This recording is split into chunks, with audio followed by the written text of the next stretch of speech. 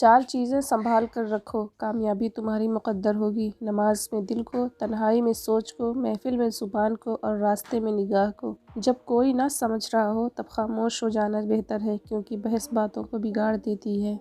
نفرت گناہ سے کرو، گناہ کرنے والے سے نہیں، شاید تمہاری محبت میں آ کر وہ گناہ کرنا ہی چھوڑ دے۔ جب دعا کرتے وقت تمہاری آنکھوں سے آنسو آنے لگے تو سمجھ جانا تمہاری دعا بارگاہ الہی میں قبول ہو چکی ہے۔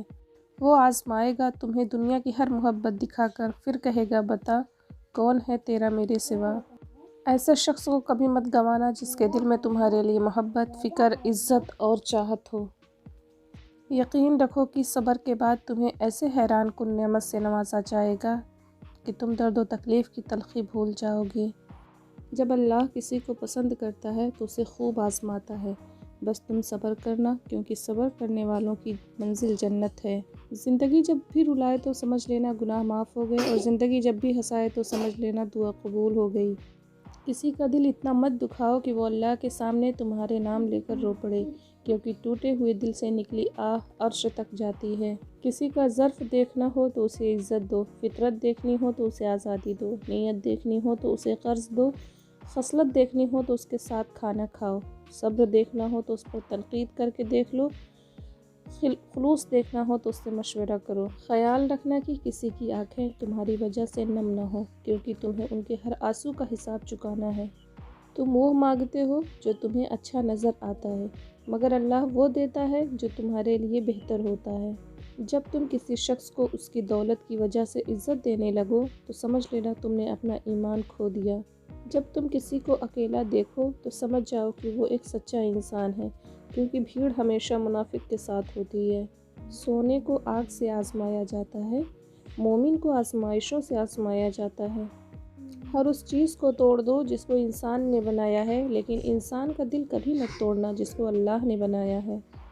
سب سے پہلی عبادت یہ ہے کہ انسان مصیبت میں صبر کر کے اللہ تعالیٰ کی طرف سے مدد کا منتظر ہے۔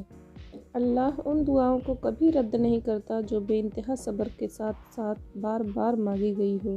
الفاظ انسان کے غلام ہوتے ہیں، مگر بولنے سے پہلے، بولنے کے بعد انسان اپنے الفاظ کا غلام بن جاتا ہے۔ غلط بات پر غصہ آ جانا شرافت کی نشانی ہے، لیکن اس غصے کو پی جانا مومن کی نشانی ہے۔ وہ جگہ چھوڑ دو جہاں تمہارے احساس اور تمہارے الفاظ کی قدر نہ ہو، پھر چاہے وہ کسی گھر ہو یا کسی کا دل۔ کبھی اس کو نظر انداز نہ کرو جو تمہاری پرواہ کرتا ہے، ورنہ کسی دن تمہیں احساس ہوگا کہ پتھر جمع کرتے کرتے تم نے ہیرا گنوا دیا۔ صبر کی 2 صورتیں ہیں، جو اسے پسند نہ ہو اسے برداشت کرنا، اور جو پسند ہو اس کا انتظار کرنا۔ جب اللہ کسی کو پسند کرتا ہے تو اس کی پریشانیاں بڑھا دیتا ہے تاکہ اسے اپنے قریب کر سکے۔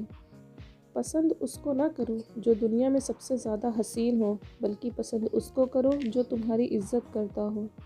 3 لوگ جب آپ کے سامنے بات کر رہے ہوں تو انہیں مت روکیں، والدین، بچہ اور غمزدہ انسان، کیونکہ اس کا دل بول رہا ہوتا ہے۔